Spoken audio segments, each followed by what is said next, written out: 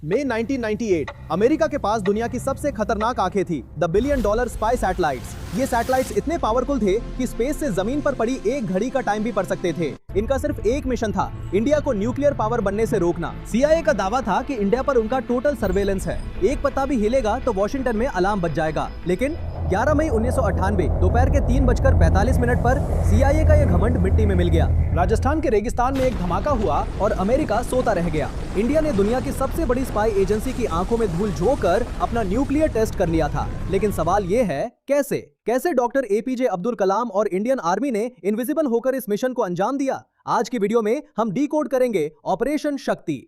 कहानी समझने के लिए हमें थोड़ा पीछे जाना होगा। 1974 में इंडिया ने पहला टेस्ट किया था, जिसके बाद अमेरिका ने हम पर हैवी सैंक्शंस लगा दिए। हमारी इकोनॉमी का गला घोट दिया गया। दुनिया चाहती थी कि इंडिया हमेशा कमजोर रहे, लेकिन 1990s आते आते हालात बदल गए। चीन के पास एटम बॉम्ब था, पाकिस्तान चीन की मदद से अपना बॉम्ब बना रहा था, इंडिया सैंडविच बन चुका था। अगर हमारे पास न्यूक्लियर वेपन ना होता तो हमारी सिक्योरिटी खतरे में थी। प्राइम मिनिस्टर अटल बिहारी वाजपेयी ने डिसाइड किया, अब चुप रहने का वक्त खत्म, टेस्ट होगा और अभी होगा। लेकिन प्रॉब्लम यह थी कि पोखरण जहां टेस्ट होना था वो एक खुला मैदान था। ऊपर आसमान में अमेरिका के 4 स्पाई सैटेलाइट्स घूम रहे थे। इनमें सबसे खतरनाक था द बिलियन डॉलर KH-11।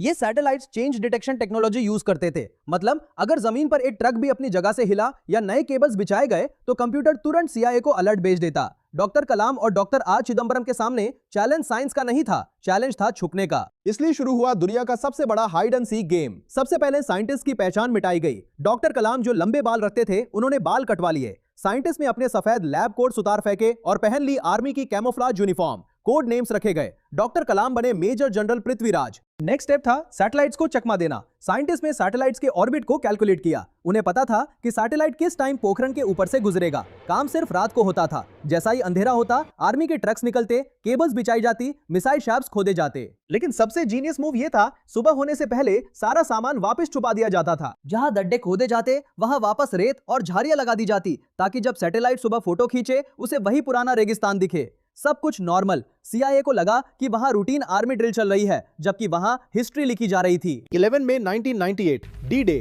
सब कुछ तैयार था, बॉम्ब शाफ्ट्स के अंदर थे। लेकिन तभी एक नई मुसीबत आई, हवा की दिशा। अगर हवा दांव की तरफ चली तो रेडिएशन से लोग मर सकते थे। लेकिन किस्मत इंडिया के साथ थी। दोपहर होते होते हवा का रुख बदल गया। 3:45 PM doctor Kalam gave the signal. Button दबाया गया। जमीन के अंदर हजारों डिग्री का तापमान पैदा हुआ। धरती कांप उठी। एक के बाद एक 3 धमाके हुए। शाम को अटल बिहारी वाजपेयी प्रेस के सामने आए और सिर्फ एक लाइन कही, India has successfully conducted 3 underground nuclear test. ये सुनते ही वॉशिंगटन में भूकंप आ गया। CIA डायरेक्टर जॉर्ज टेरेट ने बाद में माना, ये CIA की हिस्ट्री का सबसे बड़ा इंटेलिजेंस फेलियर था। उस दिन के बाद इंडिया बदल गया। दुनिया ने हम पर सैंक्शंस लगाए, लेकिन हम झुके नहीं। आज अगर इंडिया आंखों में आंखें डालकर बात करता है तो उसकी नींव पोखरण की उस गर्म रेत में रखी गई थी। ये थी डॉक्टर कलाम और उनकी टीम की जीनियस स्ट्रैटेजी। अगर आपको ये कहानी पसंद आई और आप चाहते हैं कि हम ऐसी ही अनहियर्ड स्टोरीज और लाएं, तो इस चैनल को अभी सब्सक्राइब करें। कमेंट में जय हिंद लिखना ना भूलें।